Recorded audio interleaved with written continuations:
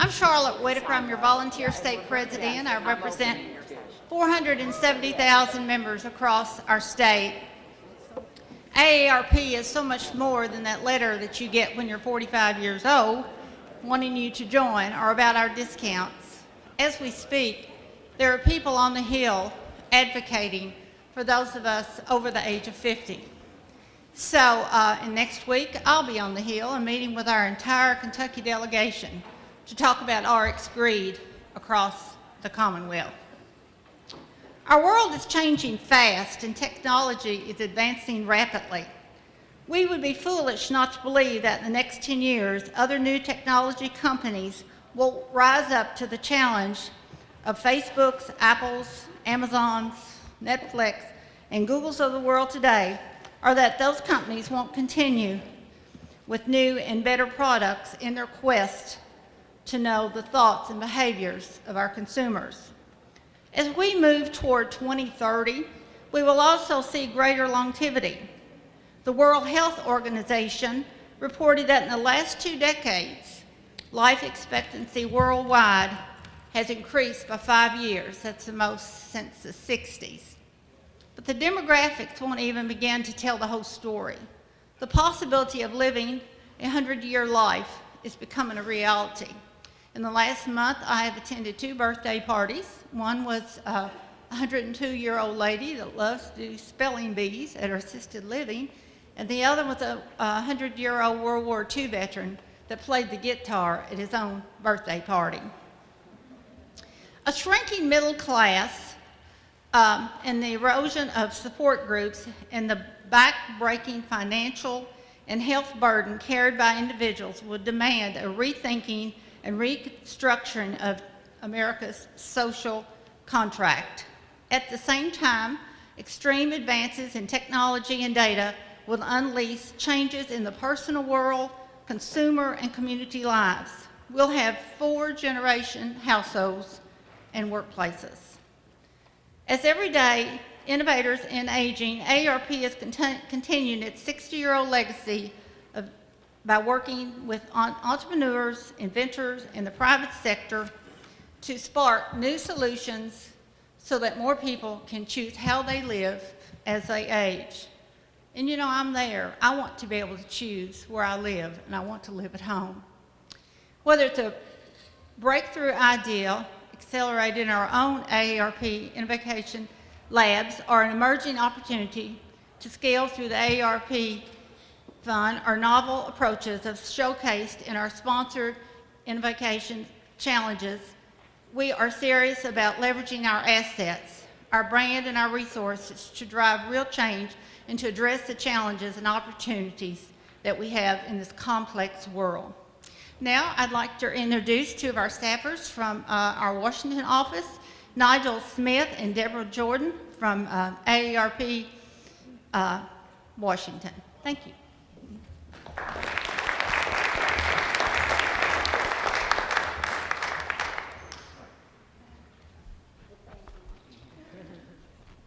Hello, everyone. Can you guys hear me? Is my mic on?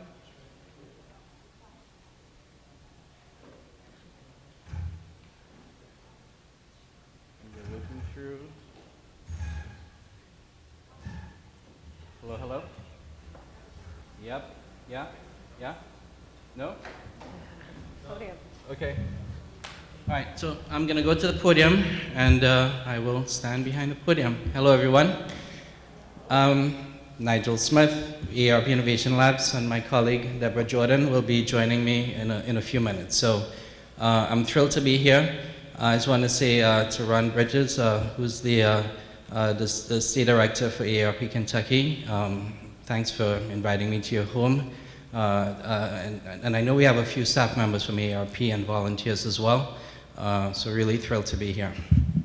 So I want to start off with a story. Over 60 years ago, in the state of California, there was a retired principal. The first female principal in the state of California, actually, Ethel Percy. She had retired to be a caregiver, taking care of her mom, and then she was a volunteer for the California Teachers, the NRTA, the California Retired Teachers Association. She was giving out food and medicine to different teachers who had retired. One day she got a package, and she saw the name and she got really excited because there was the name of someone that she recognized. She never met this person, but she knew that this was a teacher who had a great reputation of just being just a really amazing civil servant.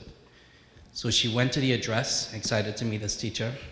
She knocked the door, rang the bell, and someone yelled, "Check in the back in the chicken coop." So she went to the chicken coop, and lo and behold, she found the teacher, and the teacher said, "Hey, this is actually where I live." She said, "What do you mean this is where you live?" So way back when you turn 65, most health insurances expired. And with rising cost of inflation, this teacher had some health issues. This is all that she could afford to live in. So Ethel got really mad, got angry, she was empathetic, and she saw this was wrong for this really great teacher who did so much for students back then, for her to live her life without dignity, literally in a chicken coop. So she started brainstorming ideas in that chicken coop. So what can we do to solve this problem? In that chicken coop, they came up with this really radical idea: group health insurance for retired teachers. So she left and she became organized. She got all the different retired teachers associations together and formed the National Retired Teachers Association. And then went and knocked on the doors of over 40 insurance companies with this crazy idea of group health insurance, until one, Leonard Davis in New York, said, "Sure, we'll try it out, we'll experiment." This experiment was such a success. I mean, it was a great plan. It had no pre-existing conditions, it was no exclusivity. It was like a really cool plan. And suddenly the NRTA's doors, there was lots of letters, lots of calls, lots of folks who were not teachers were calling in and saying, "How can we get in on this plan?" So Ethel, in her wisdom, formed AARP as a vehicle for opening up this plan to others who were not teachers or in that educational field. So AARP was founded on innovation.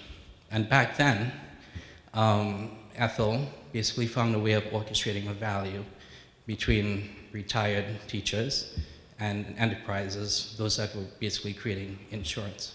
So we were founded on innovation, and we were founded on this whole notion of orchestrating value exchange. So AARP today, we are a 501c4, we are a nonprofit organization. Our goal is to empower everyone in society to choose how we live as we age. Are there any AARP members in the house? Yeah? Round of applause, please.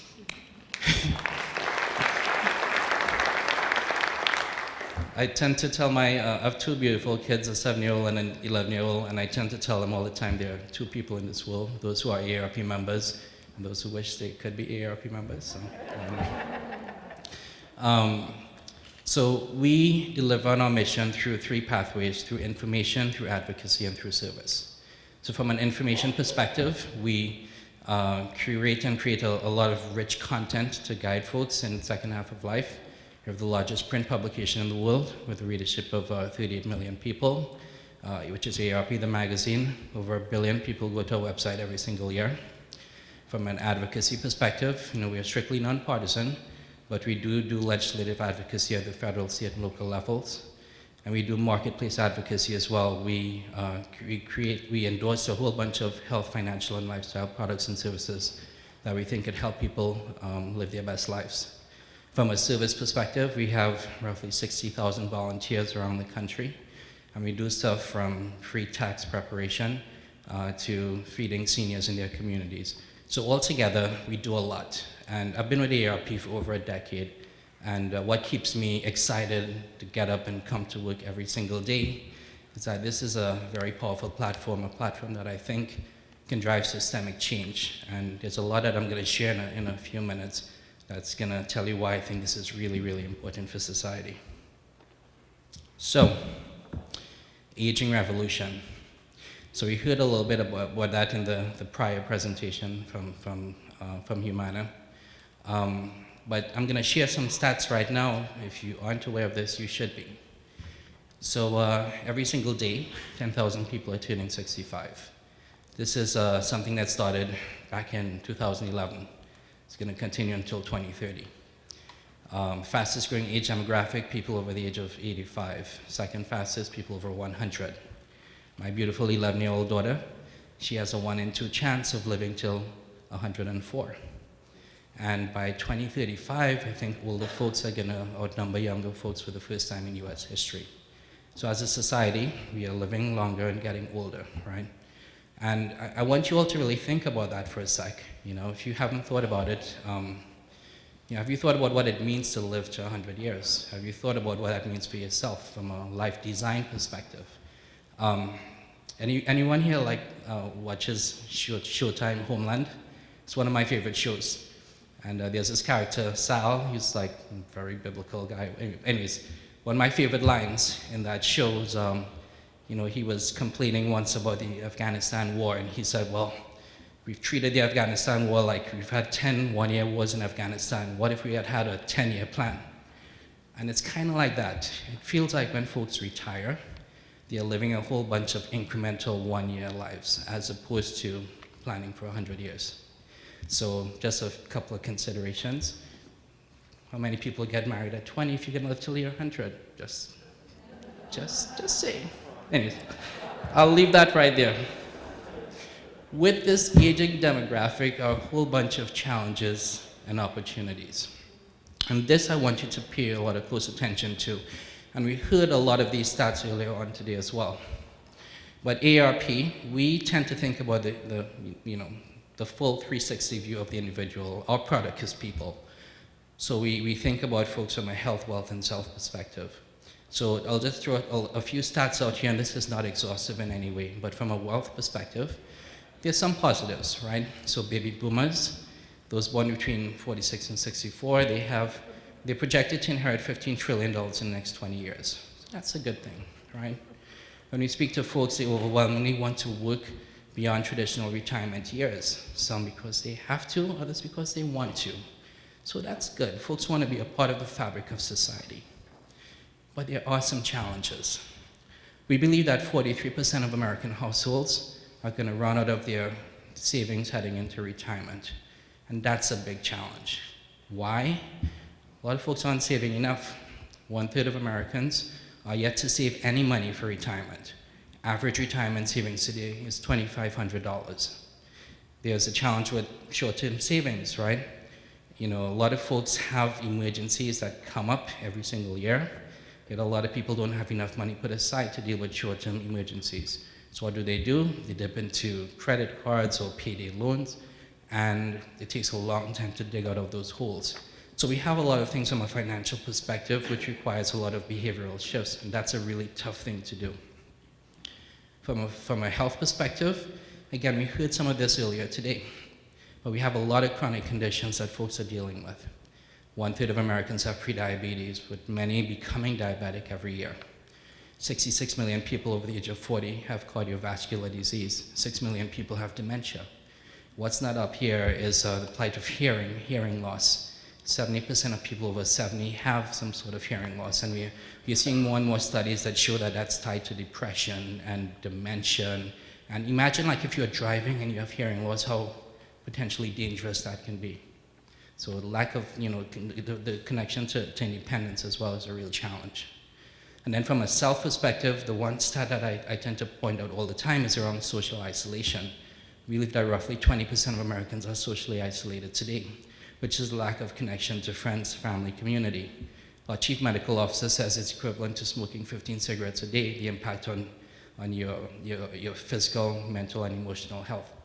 So there are some real challenges that are out there, right? And here's the thing. The status quo solutions that are out there in society are not necessarily making the right impact, which is kind of why we need some disruptive solutions. So I'm going to get to why we went on the journey we went on in a moment. So, fast forward to today, right? ARP went on this, I call this innovation renaissance. I'd say it started about 5 or so years ago. So we've always been an innovative organization. We were founded on innovation, thanks to Ethel and the chicken coop. We've done a lot of things over the years. But roughly 5 or so years ago, something remarkable happened. Now, we weren't like about to go bankrupt, or we weren't like, in dire straits, right? We were in a position of strength. But our leadership team, our board, our CEO, they started seeing the leading indicators, right, of the problems and opportunities that I pointed out before. They were seeing the aging revolution. They were seeing all those things happening, and they realized for us to continue to deliver on our mission, we needed to be a more innovative organization. And we decided to invest very heavily on a whole bunch of different fronts. Now, in hindsight, everything I'm about to tell you from this point forward, you can look back and say, well, it made a lot of sense. But back then, it was a lot of courage to do what we did, because we had no idea if any of those bets were going to pay off. And right now, I'm glad we did what we did, but it was a really fascinating journey. And right now, when I speak to some of the best, most well-known companies out there, a lot are still trying to figure this out. So we made a few innovative bets. The first was internal. One, we wanted to make sure that we shifted the culture and capabilities of our organization so that we can be as innovative as we can be, that all boats internally was going to rise. So the first thing we did is we came up with our own innovation methodology. We looked at the best frameworks out there, human-centered design, agile, etc. Came up with our own proprietary approach. And we taught literally all of our staff members, over 90%, how to innovate. 10% of staff members, these are like superhumans, we call them innovation champs. We taught them innovation facilitation techniques. And these champs have permission to take a big chunk of capacity every year to lead or participate in innovation efforts. We infuse innovation in our planning processes, in our budgets, in our leadership behaviors and competencies. We went through some building redesigns. Right now we have writable walls and clear doors everywhere. Like our space feels innovative. I'm wearing jeans. This would have been impossible 10 years ago when I was at ARP. People are walking around with attitude, it feels like an entrepreneurial environment, and it's showing up in our results, in what we're doing. People are taking greater risks. The organization has shifted. We tend to tell ourselves that we are an army of everyday innovators. And it's not just in our national office, it's throughout AARP. I was in our Florida state office a few weeks ago, and state director said, look, we use the innovation framework to figure out how to set up the desks for a volunteer meeting. So it's not just to come up with widgets, but literally how to set up desks. So that tells me this is being fully infused throughout the organization. Externally, this is tied to our social mission. We had to make sure that not just AARP was innovating for the 50 plus, but everyone was innovating for the 50 plus. So we sized it. We looked at economic activity of people over 50, and it was huge, $7.6 trillion with a T. We coined this the longevity economy. Then we went out to every single startup ecosystem, every single VC ecosystem. We told everyone with an ear to listen that you ignore this market at your peril. And over the last few years, we started seeing more and more activity in this space. And we hope that we had a role to play in making this happen. A few years ago, places like CES, where it would have been like, why would AARP be here? Earlier this year, we had the first ever live pitch event at CES, where Damon John from Shark Tank was the MC, and it was really cool. So we're doing things in the marketplace to really stimulate this activity, and it's a really cool thing. We launched an AARP Innovation Fund, $40 million, really focused on later stage types of mezzanine types of investments, but it's our way of you're basically telling the world we're putting our money where our mouth is, which is really cool. And then last year, I know there was a lot of discussion about dementia. We made a $60 million in the Dementia Discovery Fund, which came out of the G8 Summit in 2013, which is really targeting novel approaches to dementia. This is a fund that folks like Bill Gates is a part of. We are the biggest investor in that, and we are hoping that we can move the needle in finding a cure to dementia and Alzheimer's. Disruptive innovation. This by far is the hardest thing to move in any mature organization. Because in a mature organization, the DNA is to defend and protect existing value streams. For us, it's our trusted brand, it's our reputation, it's our relationships. I can go on and on. But we did a few things. We launched an innovation lab space called the Hatchery, an ode to Ethel, and coming up with that great idea in a chicken coop. If she can hatch that idea, then what can we hatch today? The Hatchery is 10,000 square feet, heart of DC. I want to say it's the coolest innovation lab space in the entire world, but you guys are all welcome to come visit whenever you're in the nation's capital and judge for yourself. In the Hatchery, we are doing a couple of things, but ultimately the goal is to come up with a portfolio of disruptive, scalable, age-tech solutions to address the problems that I identified earlier on, the problems around health, self, and wealth. And we're doing that through two pathways. One path is internal. We have product developers that are basically conceptualizing and launching new businesses on behalf of AARP. Now, this is important. Forever, if we thought that this was going to be, the solution for health, we would go out, we would ask our for-profit subsidiary, AARP Services, to find a provider to find someone who can create this with these features and benefits, and they would find someone and we would basically endorse it. And that's been our forever business model. Now, for the first time ever, we have internal entrepreneurs, we call them innovation catalysts, and their job is to conceptualize and launch new businesses. So we're basically building our own widgets for the first time ever. So this is a new muscle that AARP has developed. The last business we launched was a product called Alcove. So Alcove is a virtual reality solution that fosters intergenerational connections. And this was launched earlier this year in January at CES. So 3 things that's really cool about Alcove. 1, it was a concept in August, and it was launched in January. We've never moved that fast. 2, we worked collaboratively with one of our startups to get that built, so this represented some amazing synergies. And 3, AARP launched a virtual reality platform. Think about that, how cool is that, right? And it's a really cool platform. So the other part of that house is startups, and that's where I play. So my job is to basically go out in the world, find some cutting edge startups that are doing things like AI and VR and robotics. So the idea is simple, right? These new technologies can have the potential of impacting these big challenges better than the status quo. I find them, bring them on board, shape them up, and the idea is that hopefully they can have a big impact better than what's out there today.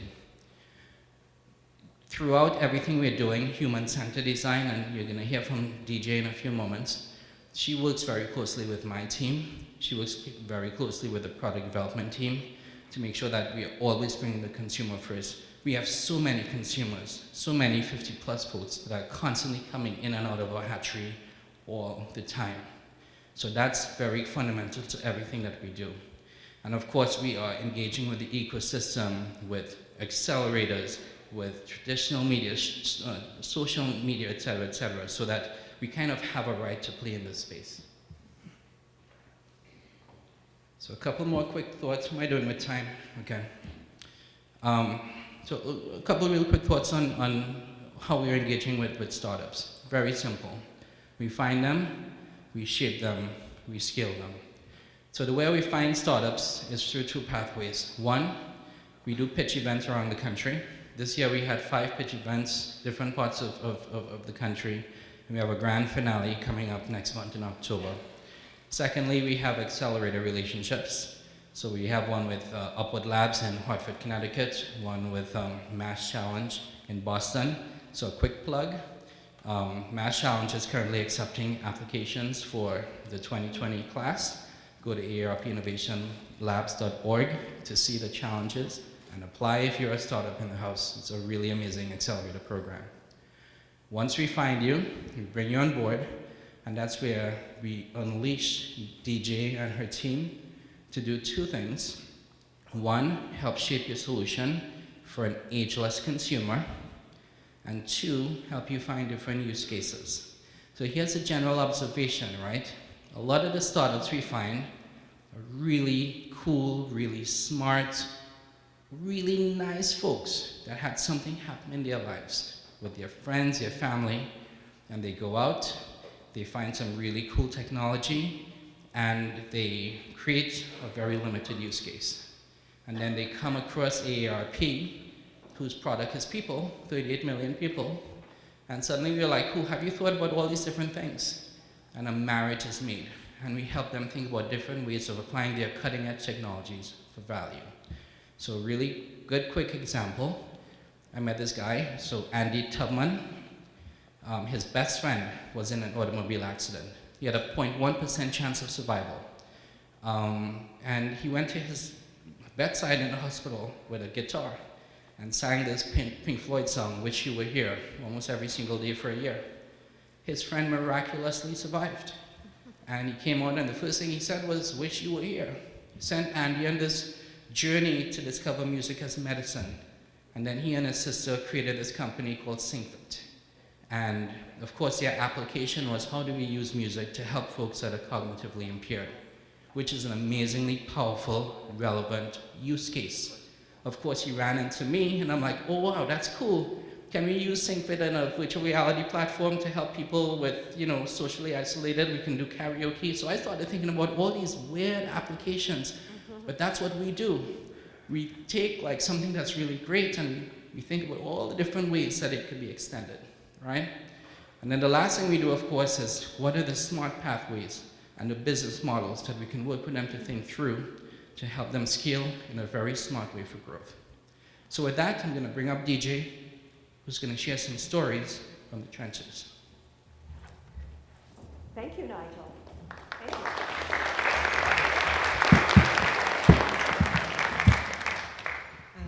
My name is Deborah Jordan, and the team calls me DJ because Deborah Jordan is an awful mouthful every time. As Nigel said, we identify startups, bring them into the fold, and we invest a fair bit of time and resources with our startups because we see opportunities that they don't always see. And because of who we are, what we do for all. When we identify a startup with something that we like, and I will confess, we love all our startups because they're brilliant ideas. But oftentimes, as Nigel mentioned, they're not seeing the opportunity for scale in the same way that we do. They're not often seeing the opportunity for older adults, the 50 plus, in the way that we do because their solutions come out of a personal experience. We know the 50 plus really well. We know how they are with technology. We understand their lifestyle. We understand their challenges. So we bring that to our startups and do make an investment in them. Each startup is assigned an innovation champ. And the innovation champ, as Nigel mentioned, they're folks that we've trained at our proprietary framework for design thinking, which is basically about creativity and structure to solve problems. It's all about lots of ideas and a great deal of empathy and iterating and changing quickly. Things that startups naturally do. They don't necessarily see the opportunities for the audience that we do. So each startup's assigned a champ. Your champ serves as your human-centered design consultant and your navigator for ARP, because internally we've got lots of resources. Beside the team in the Hatchery, lots of really smart people that can help startups think differently about their solutions. We make this investment and we spend some time with them. As Nigel mentioned, we bring consumers into the Hatchery all the time. But not only consumers over 50, but our volunteers. ARP has an amazing volunteer network, and we'll tap into them because we see them as volunteers, but they're humans as well and can help as we co-create. So let me share an example of how this all comes together. Unfortunately, we had a video and we're not able to share it, so I'll talk you through the experience with Pillow. Pillow Health. Pillow is a countertop AI device for dispensing medication. Pillow is really, from the consumer's perspective, a cute little robot that helps me take my pills, reminds me to take my pills, and helps me manage my condition. That's from the consumer perspective, and that's what we want our startups to start thinking about. what is the language that consumers are using? The Pillow team had had some good success doing in-home tests with consumers. And when they came to us, we think that there's sometimes magic in solving for the extremes. So we recruited folks that had been relatively recently diagnosed with type 2 diabetes and were admittedly struggling with their medication, because they are somewhat of an extreme case, but an extreme case that's safe enough that if we put the device in their home, there's nothing awful that's going to happen, because at the end of the day, we still have our legal folks to deal with. We initially recruited folks that fit this description, newly diagnosed diabetics, admittedly having problems managing their condition, and brought the Pillow team to some focus groups. And for most of the folks on the Pillow team, it was the first time they had participated in a focus group. We recruited people ages 50 to 64 rather, and talked to them about their condition and what their challenges were managing their condition. And what was really eye-opening for the Pillow team was this idea of feeling alone, and importantly, not knowing what to eat. Pretty much everyone in the study had been diagnosed and was taking metformin. But they struggled with, well, what do we eat? Can I eat this? Can I eat that? And that led the Pillow team to put together an overlay of a care plan. So not only did participants have the robot to dispense their medication, and it's supported by an app, but also a care plan, tips and things to keep you on top of managing your diabetes on a day-to-day basis. In the group, we had a number of people who said things like, well, I don't want to have a robot in my home. They're listening all the time. I don't trust Alexa. It's voice-enabled, somewhat like the Amazon Alexa. And after a 4-week period, those are the same people that said, oh, don't take my robot. It is my friend. We had one person in the group say things like, if I had a rough day, I can come home and I could say, Pillow, after you dispense my medication, tell me a joke. And I think that really opened the eyes of the Pillow team that it's not enough to just successfully deliver the medication. That's really critical. There's no two ways about it, making sure people are adhering to the medication plan. But there was this other value that Pillow could deliver. Everything that in your day-to-day lifestyle, from what's the temperature, what can I eat for lunch, remind me to check my feet, make sure that I'm checking my levels and passing that information on to my doctor, so that Pillow is now able to modify the way they're thinking and approaching the solution to be a lot more than just dispensing your medication, but more holistic, because at the end of the day, whether you are managing a condition or not, you're living your life. You have all these other things going on. So we feel good about being able to work with the Pillow team so they can modify and think about how you overlay a care plan that's relevant to your condition, so we're not just delivering medicine for your condition, but helping you manage overall your life. That's one example. Another interesting example I'll share with you is a startup called Lighter. And Lighter is a nutrition platform. And the premise behind Lighter is to help you plan and prepare healthy meals. And they've got an integration with Whole Foods and a couple of other grocery store chains. So not only can you plan out your meals, but you can, in theory, get your menu selection, all your ingredients delivered. The assumption here is that you're not necessarily a chef, but we want to teach you how to put things together. But Lighter was targeted at high-performing athletes and high-performing people in general. So Jay-Z and Beyonce are big supporters, and their meal plans are on the Lighter platform. Again, back to who we are and what we do for all. So it's great that Jay-Z and Beyonce have a meal plan to make sure that they stay healthy. But what about your average 50-year-old, the one who has just been told by their doctor, you need to change your diet? Where do you start? So what do? We recruited some consumers who have been told, change your diet. You've got a health condition, whether it was diabetes or a cardiac condition or some other condition. So we specifically, intentionally recruited folks who had been giving this direction and were kind of lost as to where to start.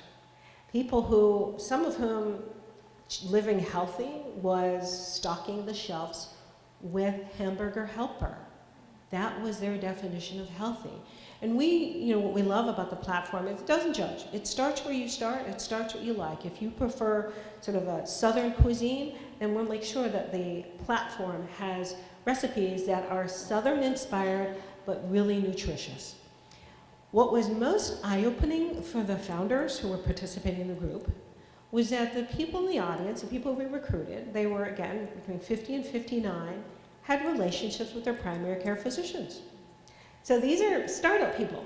They're young, they're on the go. They're like, what's a primary care physician? And they were really astonished to see the depth and the richness of the relationship that our audience had with their doctors. And the good news there is it really changed the way they thought about going to market and looked and opened up a channel that they would have underestimated. And that channel is the primary care physician or physicians. Leiter had been very much focused on nutritionists, somewhat on physicians, but having seen the importance of the relationship for the 50 plus, they were then able to go back, retool, and they've just recently launched Leiter Pro, which is targeted at primary care physicians, as well as nutritionists and trainers. But importantly, they're no longer discounting this channel because they realize for our audience, they're an important channel. They're people that they trust and have relationships with. And Leiter will always have the Jay-Z's and Beyoncé's of the world on their platform.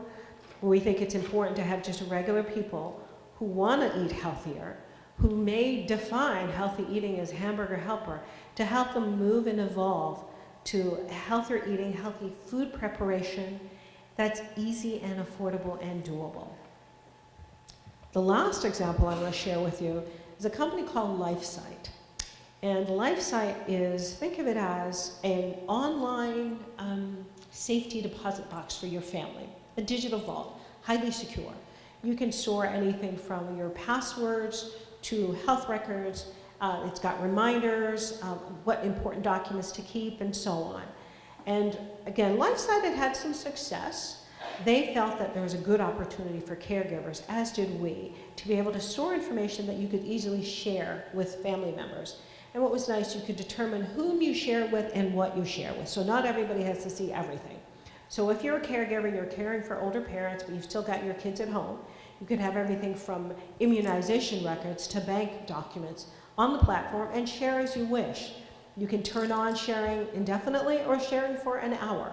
So great concept. One of the areas that they were struggling with was would caregivers really sort of take to the platform and put their information on there and trust it? So we went about and we recruited folks, again, in the 50 to 65 age range, who identified as the organizers for their family. Gave them access to the platform and said, go home, play around with it, and tell us what you think. And while the Lifestyle team expected to hear ideas for improvements in making the user experience better and just all this UX stuff, one of the things that we observed is that we had an audience of people who identified themselves as organized, but they struggled to get started. And this is something that the founders thought, yeah, we know that's a problem for people getting started, but we'll figure it out. And we think it's really important to figure out sooner rather than later. Because if you're going to deliver value, and you've got something that's a great value for folks, and they're not using it, then you really haven't delivered value. So just actually yesterday, we were in the Hatchery with the same consumers that had access to the platform, talking through some of the barriers to getting started.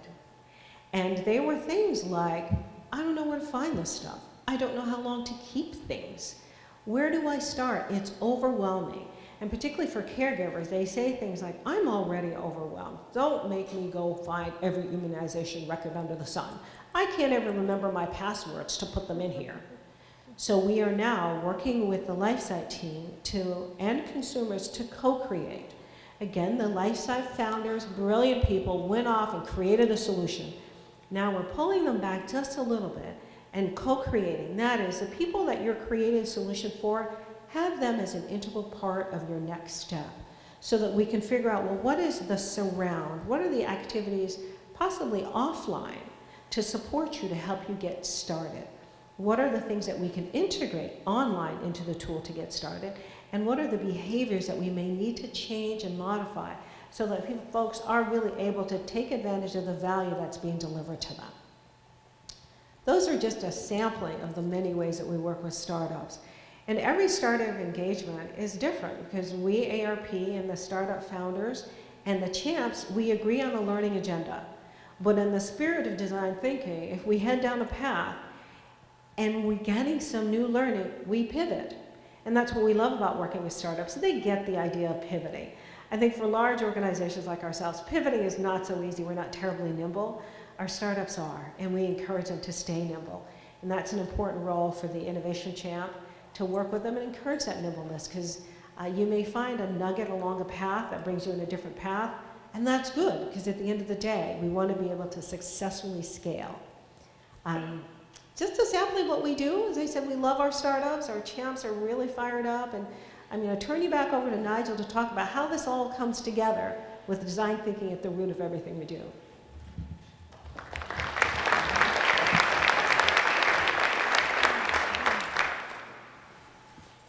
All right, so last slide promise, and then we'll have a couple of minutes, I guess, for Q&A. But just to pull it all together, right? There's, you know, it's like magic, like a jigsaw puzzle that's coming together in a very beautiful way. So, you know, ARP, we've always been strong on understanding the 50-plus consumer, right? Needs, wants, value drivers. What's real interesting right now is, you know, as DJ said, you know, we now have like hundreds, maybe thousands of consumers coming in, you know, over the last few years.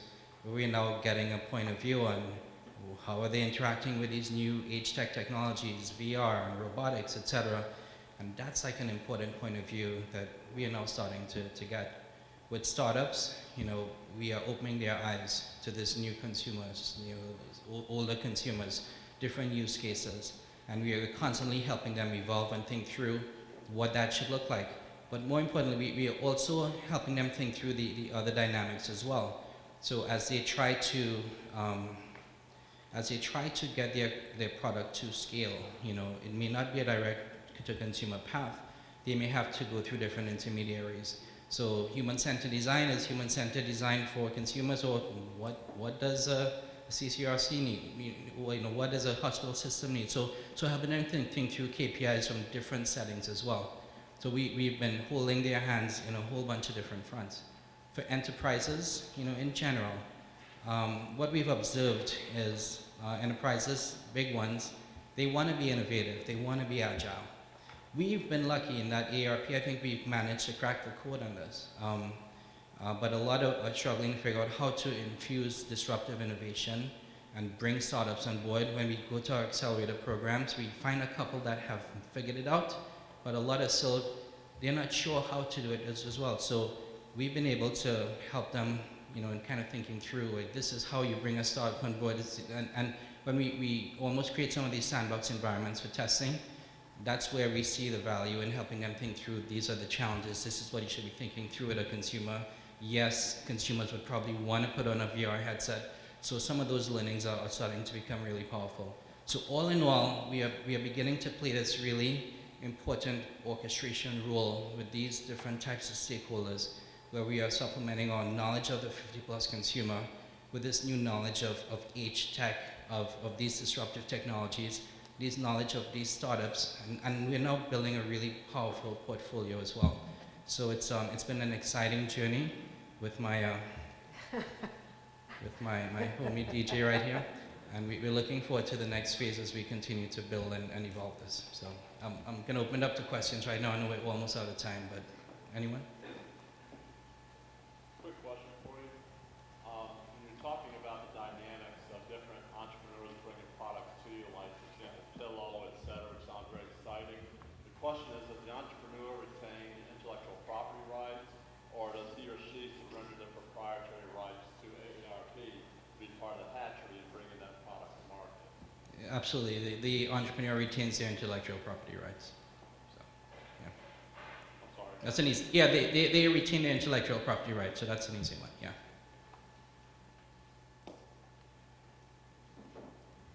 Yes. Yes, Bob, here's what I want technology. How do you reconcile this hatcheries can help people with their ideas?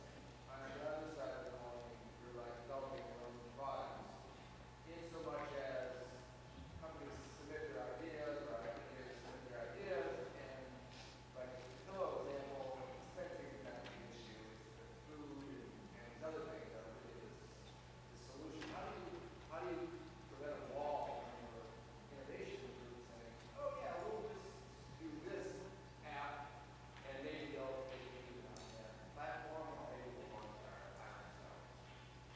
Yeah, so the question was, how do we maintain a Chinese wall between our internal product team and the startups that we're working with? So, we aren't necessarily bringing folks that are at the conceptual level. So the startups that are coming on board are in that seed, Series A stage. So they have a product in market, they're well established, and we are working with them to truly accelerate, refine, etc. And what we've actually seen is almost a little bit of the opposite, right? Where, so again, I take the example of Alcove, where there was a lot of energy and excitement to find opportunities for collaboration. And we do think that that's where there are some real synergies that evolve, where the internal teams and the startups can in fact find points of collaboration. There hasn't been any issues with regards to, you know, and I saw the other question as well from IP, that hasn't really come up as an issue so far. But maybe we've gotten lucky, but so far it has been the complete opposite. It has been like, where are the paths for integration? Where are the paths where we can actually, you know, put our heads together and work? You have anything? I would just say, if I could add, I mean, we're about building a pipeline. And in order to have success at the end of the pipe, coming out of the funnel, we need to have lots of ideas coming in. So the startups coming in with products that are formed, our team's building from scratch, there's lots going in the pipeline, and there's no guarantee that we're going to have success. I mean, a 10% success rate would be phenomenal. So it's not been an issue because we think the more that goes into the funnel, the greater our success, our chances of success on the other end are. The other thing I'll just add really quickly, just to build upon that, there's an important role that we've been able to play as innovation labs when we work with our startups. So we get to see the problems, the opportunities from a 50+ perspective. And we've been able to, you know, almost, I won't say force, but we've been able to make some strong suggestions with our startups to say, hey, you're great, you're great, you're great. Wouldn't it be cool if the three of you come together? So we've been able to do like experiments where startups that would otherwise have not worked together have come together with their platforms just to see what the impact could be from an end user perspective. At the end of the day, the consumer is the one that's going to benefit, but we have that ability to see that from a more macro level, and that's a really exciting thing. Yeah.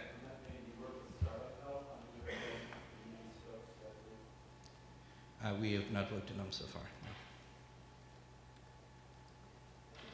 All right. Any more questions, or? All right. I think we're good. Thank you all very much.